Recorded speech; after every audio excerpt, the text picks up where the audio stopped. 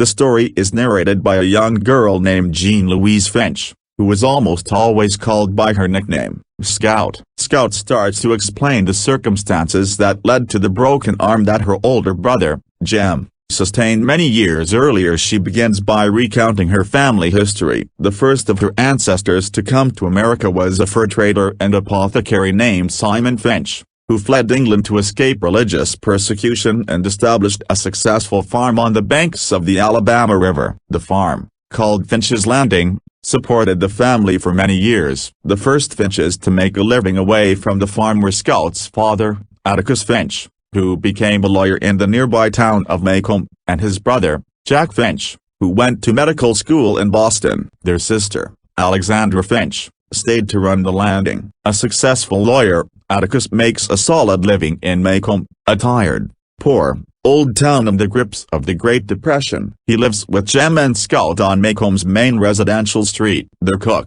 an old black woman named Calpurnia, helps to raise the children and keep the house. Atticus's wife died when Scout was 2, so she does not remember her mother well. But Jem, 4 years older than Scout, has memories of their mother that sometimes make him unhappy. In the summer of 1933, when Jem is nearly 10 and Scout almost 6, a peculiar boy named Charles Baker Harris moves in next door. The boy, who calls himself Dill, stays for the summer with his aunt, Miss Rachel Haverford, who owns the house next to the Finches. Dill doesn't like to discuss his father's absence from his life, but he is otherwise a talkative and extremely intelligent boy who quickly becomes the Finch children's chief playmate. All summer, the three act out various stories that they have read. When they grow bored of this activity, Dill suggests that they attempt to lure Boo Radley, a mysterious neighbor, out of his house. Arthur Boo Radley lives in the rundown Radley place,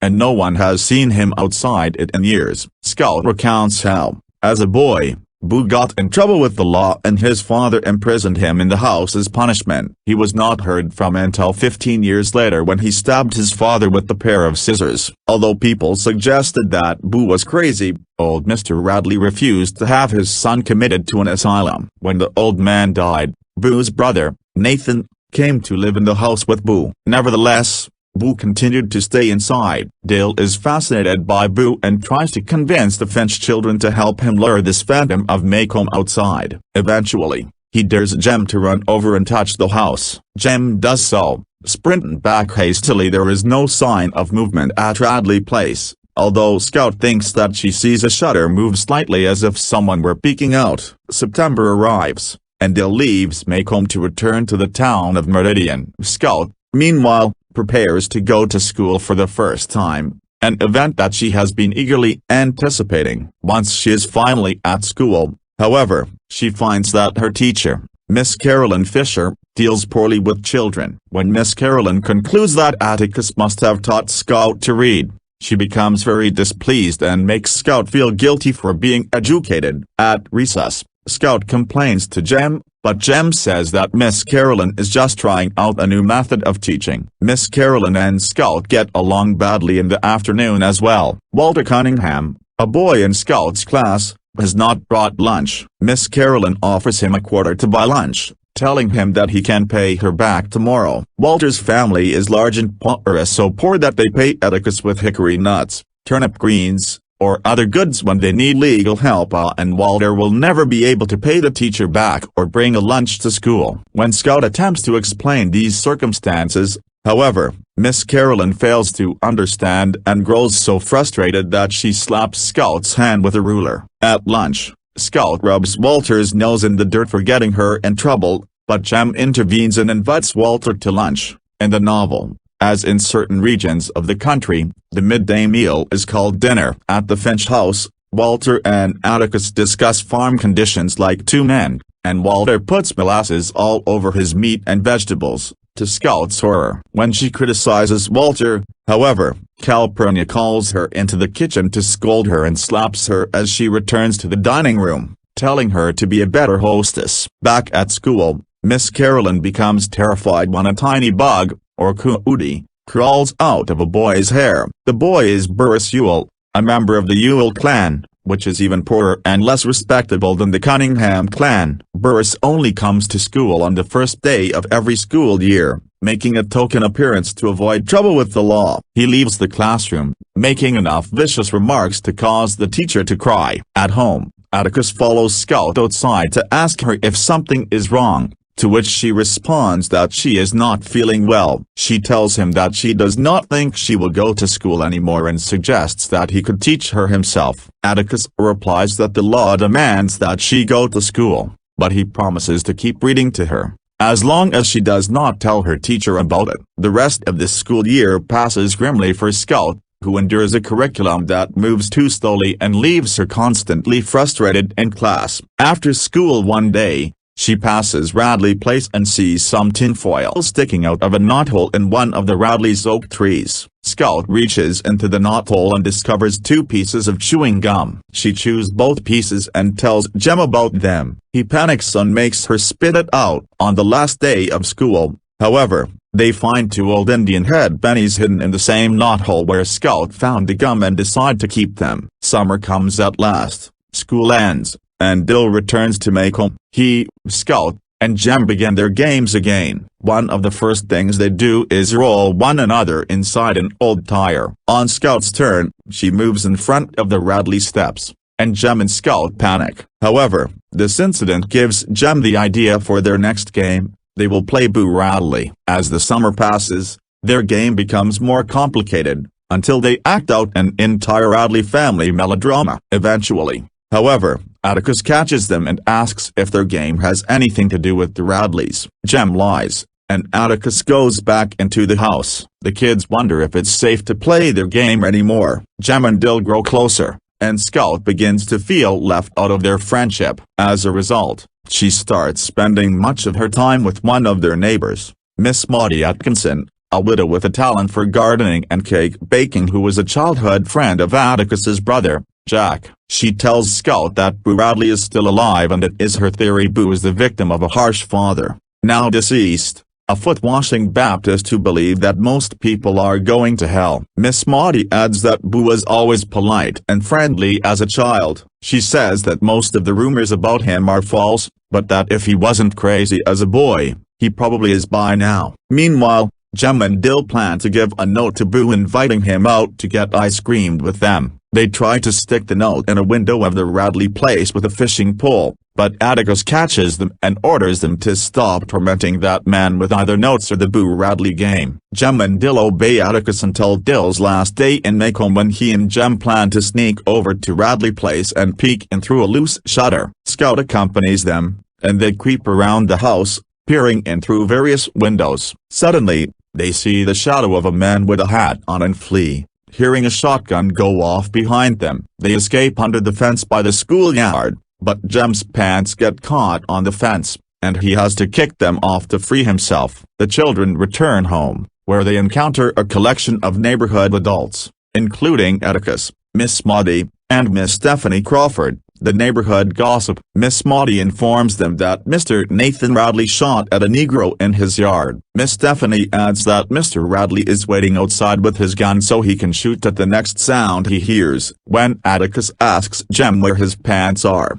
Dill interjects that he won Jem's pants in a game of strip poker. Alarmed, Atticus asks them if they were playing cards. Jem responds that they were just playing with matches. Late that night, Jem sneaks out to Radley Place and retrieves his pants. A few days later, after school has begun for the year, Jem tells Scout that he found the pants mysteriously mended and hung neatly over the fence. When they come home from school that day, they find another present hidden in the knothole, a ball of great wine. They leave it there for a few days, but no one takes it, so they claim it for their own. Unsurprisingly, Scout is as unhappy in second grade as she was at first, but Jem promises her that school gets better the farther along one goes. Late that fall, another present appears in the knothole, 2 figures carved in soap to resemble Scout and Jem. The figures are followed in turn by chewing gum, a spelling bee medal, and an old pocket watch. The next day, Jem and Scout find that the knothole has been filled with cement. When Jem asks Mr. Radley,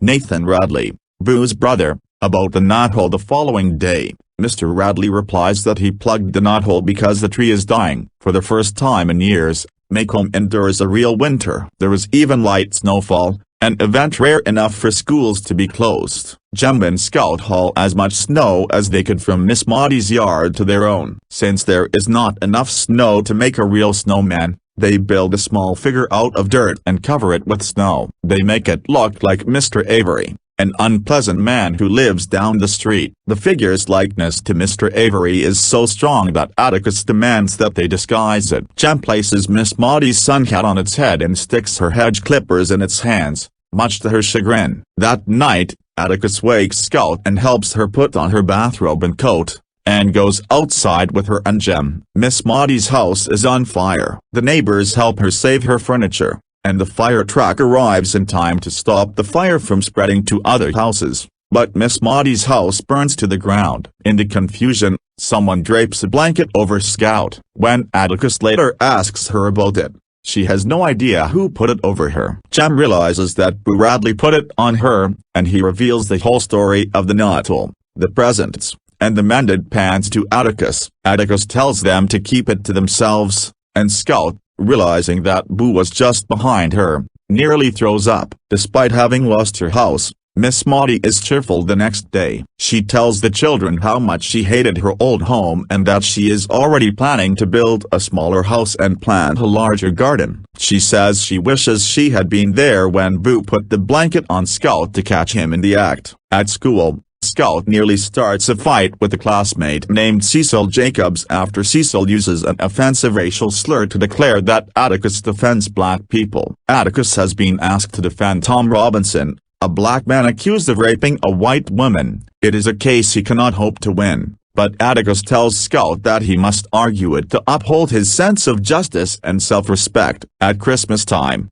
Atticus's brother, Jack, comes to stay with Atticus for a week during the holidays. Scout generally gets along well with Uncle Jack, but when he arrives in Maycomb, she begins cursing in front of him, a habit that she has recently picked up. After supper, Jack has Scout sit on his lap and he warns her not to curse in his presence. On Christmas Day, Atticus takes his children and Jack to Finch's Landing, a rambling old house in the country where Atticus's sister, Alexandra, and her husband live. There, Scout endures Francis, Alexandra's grandson, who had been dropped off at Finch's Landing for the holiday. Scout thinks Francis is the most boring child she has ever met. She also has to put up with the prim and proper Alexandra, who insists that Scout dress like a lady instead of wearing pants. One night, Francis tells Scout that Dill is a runt and then uses an offensive racial slur to belittle Atticus, who sympathizes with black people. Scout curses Francis and beats him up. Francis tells Alexandra and Uncle Jack that Scout hit him, and Uncle Jack spanks Scout without hearing her side of the story. After they return to Maycomb, Scout tells Jack what Francis said and Jack becomes furious. Scout makes him promise not to tell Atticus. However, because Atticus had asked her not to fight anyone over what is said about him, Jack promises and keeps his word. Later, Scout overhears Atticus telling Jack that Tom Robinson is innocent but doomed since it's inconceivable that an all-white jury would ever acquit him. Atticus, Scout says, is somewhat older than most of the other fathers in Maycomb. His relatively advanced age often embarrasses his child Rena. He wears glasses and reads, for instance, instead of hunting and fishing like the other men in town. One day, however, a mad dog appears, wandering down the main street toward the Finch's house. Calpurnia calls Atticus, who returns home with Hecate, the sheriff of Maycomb. Heck brings a rifle and asks Atticus to shoot the animal. To Jem and Scout's amazement, Atticus does so, hitting the dog with his first shot despite his considerable distance from the dog. Later, Miss Maudie tells Jem and Scout that, as a young man, Atticus was the best shot in the county. One-shot Finch. Scout is eager to brag about this, but Jem tells her to keep it the secret because if Atticus wanted them to know, he would have told them. On the way to the business district in Maycomb is the house of Mrs. Dubose, a cantankerous old lady who always shouts at Jem and Scout as they pass by. Atticus warns Jem to be a gentleman to her because she is old and sick. But one day she tells the children that Atticus is not any better than the people he advocates for, and Jem loses his temper. Jem takes a baton from Scout and destroys all of Mrs. Dubos's camellia bushes. As punishment, Jem must go to her house every day for a month and read to her. Scout accompanies him and they endure Mrs. Dubos's abuse and peculiar fits, which occur at the end of every reading session. Each session is longer than the one before. Mrs. Dubose dies a little more than a month after Jem's punishment ends. Atticus reveals to Jem that she was addicted to morphine and that the reading was part of her successful effort to combat this addiction. Atticus gives Jem a box that Mrs. Dubose had given her made for Jem. In it lies a single white camellia. By this time, Jem has reached the age of 12. And he begins to demand that Scout stop pestering him and act more like a girl. Scout becomes upset and looks forward desperately to Dill's arrival in the summer. To Scout's disappointment, however, Dill does not come to Maycomb this year. He sends a letter saying that he has a new father. Presumably, his mother has remarried, and will stay with his family in Meridian. To make matters worse, the state legislature, of which Atticus is a member, is called into session, forcing Atticus to travel to the state capital every day for 2 weeks. Calpurnia decides to take the children to her church, a colored church, that Sunday. Maycomb's black church is an old building, called First Purchase because it was bought with the first earnings of freed slaves. One woman, Lula, criticizes Calpurnia for bringing white children to church, but the congregation is generally friendly, and Reverend Sykes welcomes them, saying that everyone knows their father. The church has no money for hymnals, and few of the parishioners can read, so they sing by echoing the words that Zebo, Calpurnia's eldest son and the town garbage collector, reads from their only hymnal. During the service, Reverend Sykes takes up a collection for Tom Robinson's wife, Helen, who cannot find work now that her husband has been accused of rape. After the service, Scout learns that Tom Robinson has been accused by Bob Ewell and cannot understand why anyone would believe the L's word. When the children return home, they find Aunt Alexandra waiting for them. Aunt Alexandra explains that she should stay with the children for a while, to give them a feminine influence. Maycomb gives her a fine welcome. Various ladies in the town bake her cakes and have her over for coffee, and she soon becomes an integral part of the town's social life. Alexandra is extremely proud of the Finches and spends much of her time discussing the characteristics of the various families in Maycomb. This family consciousness is an integral part of life in Maycomb, an old town where the same families have lived for generations,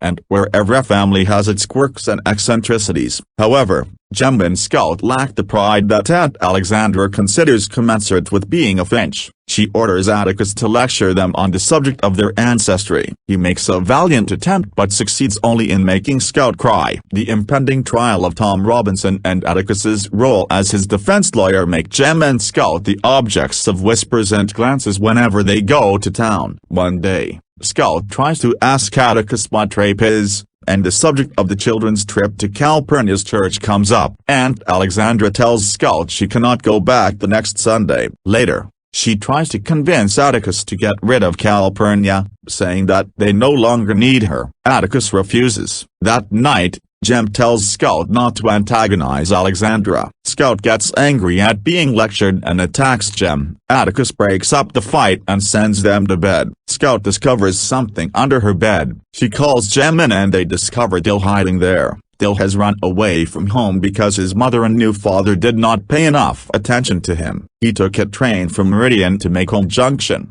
14 miles away, and covered the remaining distance on foot and the back of a cotton wagon. Jem goes down the hall and tells Atticus. Atticus asks Scout to get more food than a pan of cold cornbread for Dill, before going next door to tell Dill's aunt, Miss Rachel, of his whereabouts. Dill eats, then gets into Jem's bed to sleep, but soon climbs over to Scout's bed to talk things over. A week after Dill's arrival, a group of men led by the sheriff, Hactate, come to Atticus's house in the evening. As his trial is nearing, Tom Robinson is to be moved to the Maycomb gaol, and concerns about the possibility of a lynch mob have arisen. Later, Jem tells Scout that Alexandra and Atticus have been arguing about the trial. She nearly accused him of bringing disgrace to the family. The following evening, Atticus takes the car into town. At about 10 o'clock, Jem, accompanied by Scout and Dill, sneaks out of the house and follows his father to the town center. From a distance,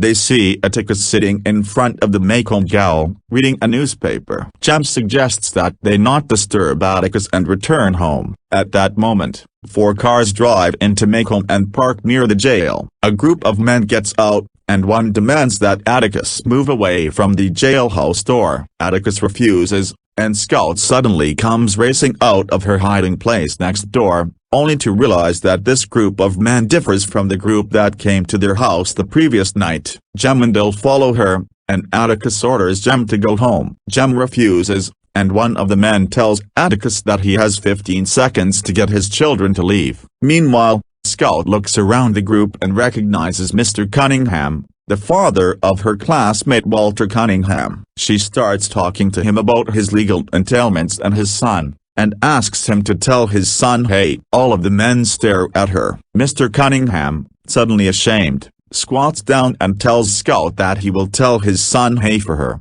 and then tells his companions to clear out. They depart, and Mr. Underwood, the owner of the newspaper, speaks from a nearby window where he is positioned with a double-barreled shotgun. "Had you covered all the time, Atticus?" Atticus and Mr. Underwood talk for a while, and then Atticus takes the children home. The trial begins the next day. People from all over the county flood the town. Everyone makes an appearance in the courtroom, from Miss Stephanie Crawford to Mr. Dolphus Raymond, a wealthy eccentric who owns the land on a riverbank lives near the county line, is involved with a black woman, and has biracial children. Only Miss Maudie refuses to go, saying that watching someone on trial for his life is like attending a Roman carnival. The vast crowd camps in the town square to eat lunch. Afterward, Jem, Scout, and Dill wait for most of the crowd to enter the courthouse so that they can slip in at the back and thus prevent Atticus from noticing them. However, because they wait too long, they succeed in getting seats only when Reverend Sykes lets them sit on the balcony where black people are required to sit to watch the trial. From these seats, they can see the whole courtroom. Judge Taylor, a white-haired old man with the reputation for informally running his court, presides over the case. The prosecutor, Mr. Gilmer, questions Hackett, who recounts how, on the night of November 21st, Bob Ewell urged him to go to the Ewell house and told him that his daughter Mayella had been raped. When Tate got there, he found Mayella bruised and beaten, and she told him that Tom Robinson had raped her. Atticus cross-examines the witness, who admits that no doctor was summoned, and tells Atticus that Mayella's bruises were concentrated on the right side of her face. Tate leaves the stand, and Bob Ewell is called. Bob Ewell and his children live behind the town garbage dump in a tin-roofed cabin with a yard full of trash. No one is sure how many children Ewell has, and the only orderly corner of the yard is planted with well-tended geraniums rumored to belong to Mayella. An extremely rude little man,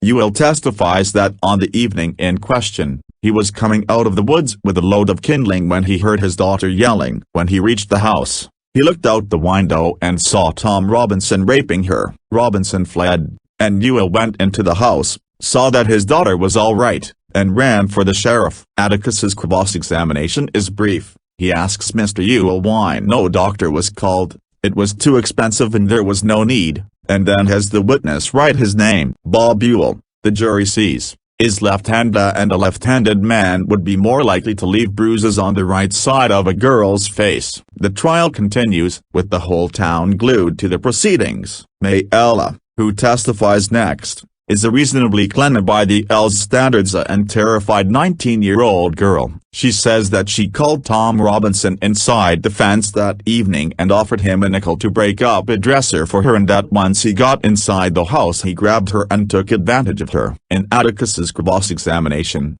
Mayella reveals that her life consists of 7 unhelpful siblings, a drunken father, and no friends. Atticus then examines her testimony and asks why she didn't put up a better fight, why her screams didn't bring the other children running, and, most important, how Tom Robinson managed the crime, how he bruised the right side of her face with his useless left hand, which was torn apart by a cotton gin when he was a boy. Atticus pleads with Mayella to admit that there was no rape and that her father beat her. She shouts at him and yells that the courtroom would have to be a bunch of cowards not to convict Tom Robinson. She then bursts into tears, refusing to answer any more questions. In the recess that follows, Mr. Underwood notices the children up on the balcony, but Jem tells Scout that the newspaper editor won't tell Atticus about there being three, although he might include it in the social section of the newspaper. The prosecution rests, and Atticus calls only one witness, Tom Robinson. Tom testifies that he always passed the Ewell house on the way to work and that Mayella often asked him to do chores for her. On the evening in question, he recounts, she asked him to come inside the house and fix a door. When he got inside, there was nothing wrong with the door, and he noticed that the other children were gone. Mayella told him she had saved her money and sent them all to buy ice cream. Then she asked him to lift the box down from a dresser. When Tom climbed on a chair, she grabbed his legs, scaring him so much that he jumped down. She then hugged him around the waist and asked him to kiss her. As she struggled, her father appeared at the window, calling Mayella a whore and threatening to kill her. Tom fled. Linktease, Tom's white employer, stands up and declares that in 8 years of work, he has never had any trouble from Tom. Judge Taylor furiously expels Dees from the courtroom for interrupting. Mr. Gilmer gets up and cross-examines Tom. The prosecutor points out that the defendant was once arrested for disorderly conduct and gets Tom to admit that he has the strength, even with one hand, to choke the breath out of a woman and sling her to the floor. He begins to badger the witness, asking about his motives for always helping Mayella with her chores, until Tom declares that he felt sorry for her. This statement puts the courtroom at ease in Macomb. Black people aren't supposed to feel sorry for a white person. Mr. Gilmer reviews Mayella's testimony, accusing Tom of lying about everything. Dill begins to cry, and Scout takes him out of the courtroom. Outside the courtroom, Dill complains to Scout about Mr. Gilmer's rude treatment of Tom Robinson during the questioning. As they walk, Scout and Dill encounter Mr. Dolphus Raymond, the rich white man with the black mistress and mixed-race children. Mr. Dolphus Raymond reveals that he is drinking from a paper sack. He commiserates with Dill and offers him a drink in a paper bag. Dill slurps up some of the liquid and Scout warns him not to take much, but Dill reveals to her that the drink isn't alcoholic, it's only Coca-Cola. Mr. Raymond tells the children that he pretends to be drunk to provide the other white people with an explanation for his lifestyle, when, in fact, he simply prefers black people to whites. When Dill and Scout return to the courtroom, Atticus is making his closing remarks. He has finished going over the evidence and now makes a personal appeal to the jury. He points out that the prosecution has produced no medical evidence of the crime and has presented only the shaky testimony of two unreliable witnesses. Moreover, the physical evidence suggests that Bob Ewell, not Tom Robinson, beat Mayella. He then offers his version of events, describing how Mayella, lonely and unhappy, committed the unmentionable act of lusting after a black man and then concealed her shame by accusing him of rape after being caught. Atticus begs the jury to avoid the state's assumption that all black people are criminals and to deliver justice by freeing Tom Robinson. As soon as Atticus finishes, Calpurnia comes into the courtroom. Calpurnia hands Atticus a note telling him that his children have not been home since noon. Mr. Underwood says that Jem and Scout are in the colored balcony, a balcony that's been designated for black people, and have been there since just after 1 in the afternoon. Atticus tells them to go home and have supper. They beg to be allowed to hear the verdict. Atticus says that they can return after supper, though he knows that the jury will likely have returned before then. Calpurnia marches Jem, Scout, and Dill home. They eat quickly and return to find the jury still out, the courtroom still full. Evening comes, night falls, and the jury continues to deliberate. Jem is confident of victory, while Dill has fallen asleep. Finally, after 11 that night, the jury enters. Scout remembers that a jury never looks at a man it has convicted, and she notices that the 12 men do not look at Tom Robinson as they file in and deliver a guilty verdict. The courtroom begins to empty, and as Atticus goes out, everyone in the colored balcony rises in a gesture of respect. That night, Jem cries, railing against the injustice of the verdict. The next day, Macomb's black population delivers an avalanche of food to the Finch household. Outside, Miss Stephanie Crawford is gossiping with Mr. Avery and Miss Maudie, and she tries to question Jem and Scout about the trial. Miss Maudie rescues the children by inviting them in for some cake. Jem complains that his illusions about Maycomb have been shattered. He thought that these people were the best in the world, but, having seen the trial, he doesn't think so anymore. Miss Maudie points out that there were people who tried to help, like Judge Taylor, who appointed Atticus to the case instead of the regular public defender. She adds that the jury's staying out so long constitutes a sign of progress in race relations. As the children leave Miss Maudie's house, Miss Stephanie runs over to tell them that Bob Ewell accosted their father that morning, spat on him, and swore revenge. Bob Ewell's threats are worrisome to everyone except Atticus. Atticus tells Jem and Scout that because he made Ewell look like Bob Ewell's threats are worrisome to everyone except Atticus. Atticus tells Jem and Scout that because he made Ewell look like a fool,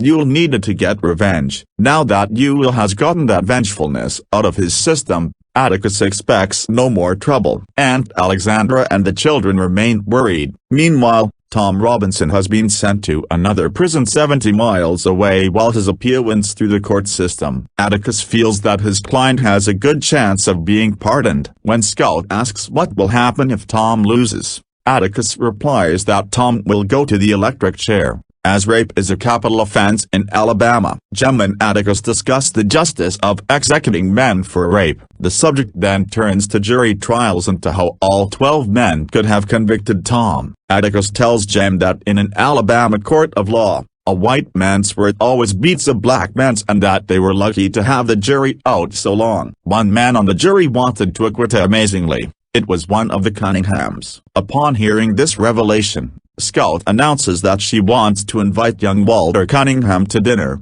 but Aunt Alexandra expressly forbids it, telling her that the Finches do not associate with trash. Scout grows furious, and Jem hastily takes her out of the room. In his bedroom, Jem reveals his minimal growth of chest hair and tells Scout that he is going to try out for the football team in the fall. They discuss the class system and why their aunt despises the Cunninghams, why the Cunninghams look down on the L's, who hate black people, and other such matters. After being unable to figure out why people go out of their way to despise each other, Jem suggests Boo Radley does not come out of his house because he does not want to leave it. One day in August, Aunt Alexandra invites her missionary circle to tea. Scout, wearing a dress, helps Calpurnia bring in the tea, and Alexandra invites Scout to stay with the ladies. Scout listens to the missionary circle first discuss the plight of the poor Munas, a benighted African tribe being converted to Christianity, and then talk about how their black servants have behaved badly ever since Tom Robinson's trial. Miss Maudie shuts up their prattle with icy remarks. Suddenly,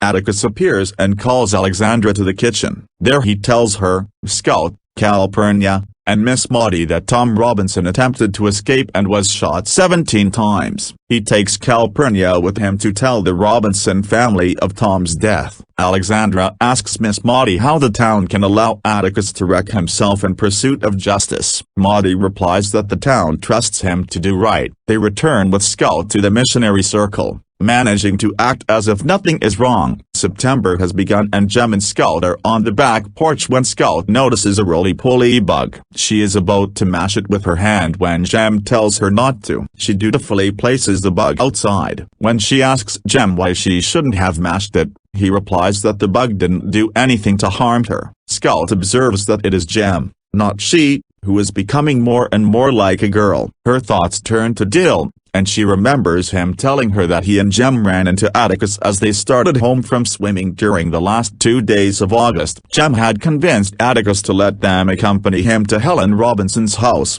where they saw her collapse even before Atticus could say that her husband, Tom, was dead. Meanwhile, the news occupies Maycomb's attention for about 2 days, and everyone agrees that it is typical for a black man to do something irrational like try to escape. Mr. Underwood writes a long editorial condemning Tom's death as the murder of an innocent man. The only other significant reaction comes when Bob Ewell is overheard saying that Tom's death makes one down and about 2 more to go. Summer ends and Dill leaves. School starts, and Jem and Scout again pass by Radley Place daily. They are now too old to be frightened by the house, but Scout still wistfully wishes to see Boo Radley just once. Meanwhile, the shadow of the trial still hangs over her. One day in school, her third-grade teacher, Miss Gates, lectures the class on the wickedness of Hitler's persecution of the Jews and the virtues of equality and democracy. Scout listens and later asks Jem how Miss Gates can preach about equality when she came out of the courthouse after the trial and told Miss Stephanie Crawford that it was about time that someone taught the blacks in town a lesson. Jem becomes furious and tells Scout never to mention the trial to him again. Scout,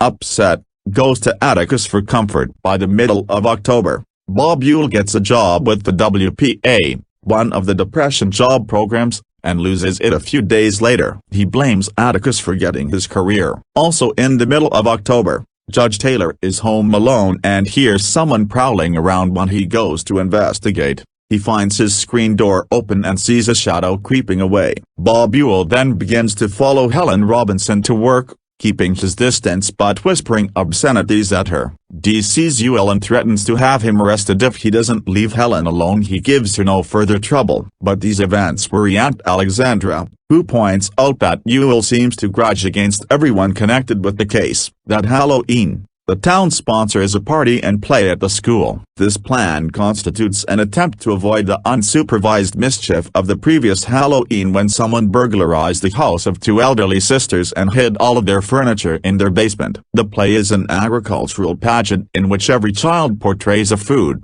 Scout wears a wire mesh shape to look like ham. Both Atticus and Aunt Alexandra are too tired to attend the festivities, so Jem takes Scout to school. It is dark on the way to the school, and Cecil Jacobs jumps out and frightens Jem and Scout. Scout and Cecil wander around the crowded school, visiting the haunted house in a 7th grade classroom and buying homemade candy. The pageant nears its start and all of the children go backstage. Scout, however, has fallen asleep and consequently misses her entrance. She runs on stage at the end, prompting Judge Taylor and many others to burst out laughing. The woman in charge of the pageant accuses Scout of ruining it. Scout is so ashamed that she and Jem wait backstage until the crowd is gone before they make their way home. On the walk back home, Jem hears noises behind him and Scout. They think it must be Cecil Jacobs trying to frighten them again, but when they call out to him, they hear no reply. They have almost reached their road when their pursuer begins running after them. Jem screams for Scout to run, but in the dark, hampered by her costume, she loses her balance and falls. Something tears at the metal mesh, and she hears struggling behind her. Jem then breaks free and drags Scout almost to the road before their assailant pulls him back. Scout hears a crunching sound and Jem screams. She runs towards him and is grabbed and squeezed. Suddenly, her attacker pulled away. Once the noise of struggling has ceased, Scout feels on the ground for Jem, finding only the prone figure of an unshaven man smelling of whiskey. She stumbles toward home, and sees, in the light of the street lamp, a man carrying Jem toward her house. Scout reaches home, and Aunt Alexandra goes to call Dr. Reynolds. Atticus calls Hecate, telling him that someone has attacked his children. Alexandra removes Scout's costume and tells her that Jem is only unconscious, not dead. Dr. Reynolds then arrives and goes into Jem's room. When he emerges, he informs Scout that Jem has a broken arm and a bump on his head, but that he will be alright. Scout goes in to see Jem. The man who carried him home is in the room, but she does not recognize him.